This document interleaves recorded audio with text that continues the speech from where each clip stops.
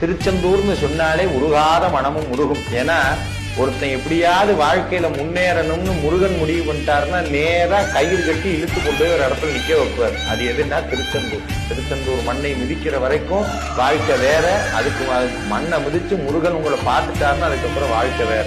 அது அத்தனையும் தாண்டி முருகன் உங்களை திருச்செந்தூர் வர வைக்கணும்னு முடிவு பண்ணிட்டாருன்னா நீங்க எழுதி வச்சுக்கலாம், உங்களுடைய தலையெழுத்தை முருகப்பெருமான் மாற்ற இருக்கிறார். ஏன்னா முருக பக்தர்களுக்கு ராஜதானின்னு சொன்னா அது திருச்செந்தூர் தான்.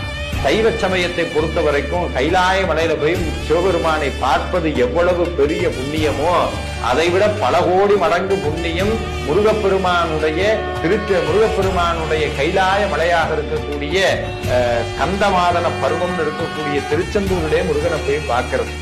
ஏன்னா திருச்செந்தூரை பத்தி புகழாத இலக்கியங்களே கிடையாது. நம்மளுடைய சங்க இலக்கியங்கள்ல தொடங்கி இப்ப இருக்கிற புலவர்கள் வரைக்கும் அத்தனை பேரும் திருச்செந்தூரை பாடுறாங்க. ஏன்னா திருச்செந்தூரை பாடினாதான் நல்ல வாழ்க்கை அமையும். திருச்செந்தூர் முருகனுடைய திருப்புகழை பாடினால் வாழ்க்கையில் பல திருப்பங்களை முருகப்பெருமான் கொண்டு வந்து தருவார்.